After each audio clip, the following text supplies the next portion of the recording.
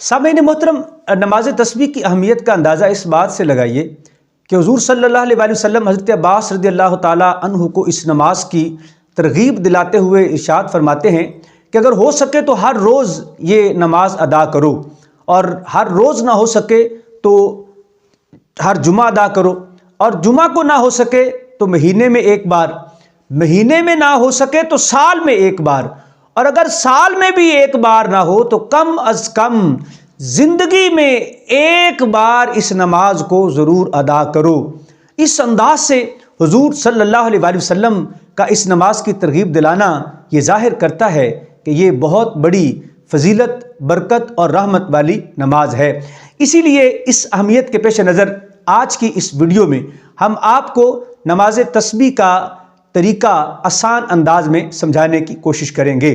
سب سے پہلے یہ بات ذہن نشین کر لیں کہ یہ نفل نماز ہے، یعنی جس کو پڑھنے کی ترغیب تو دلائی گئی ہے لیکن ضروری نہیں ہے، نہ پڑھنے والا گناہ گار نہیں ہوگا، لیکن بہرحال اس ترغیب اور اس ثواب کے پیش نظر ہمیں بہرحال یہ کم از کم زندگی میں ایک بار تو پڑھنی ہی چاہیے۔ تو آئیے اس کے طریقے کی جانب بڑھتے ہیں۔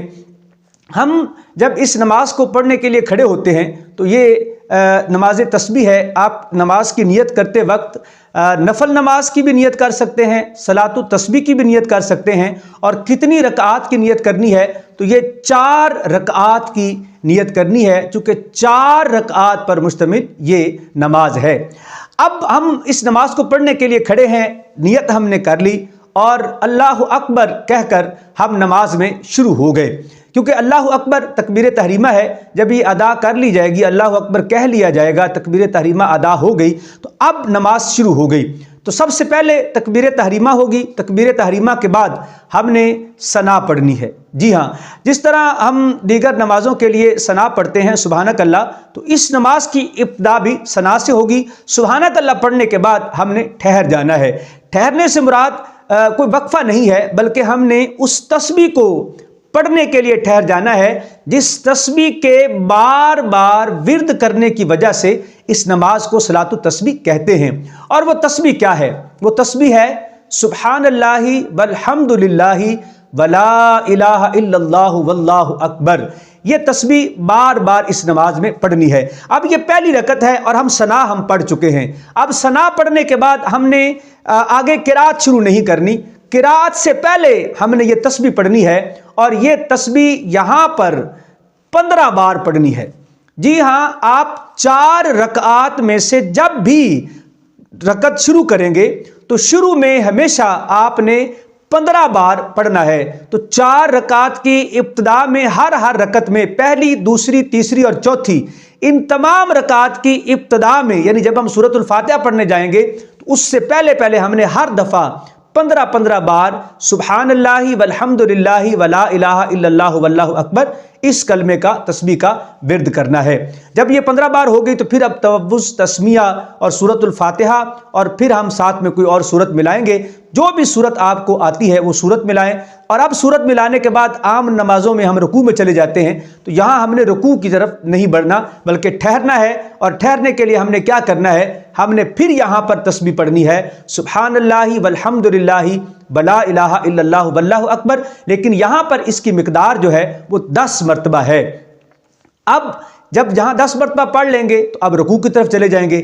رکوع میں چلے جانے کے بعد رکوع کی تسبیح پڑھیں گے، اور رکوع کی تسبیح پڑھنے کے بعد یعنی سبحان ربی العظیم 3 بار پڑھنے کے بعد اب پھر اسی تسبیح کا ورد ہوگا، اور یہاں پر بھی ہم نے 10 مرتبہ پڑھنی ہے۔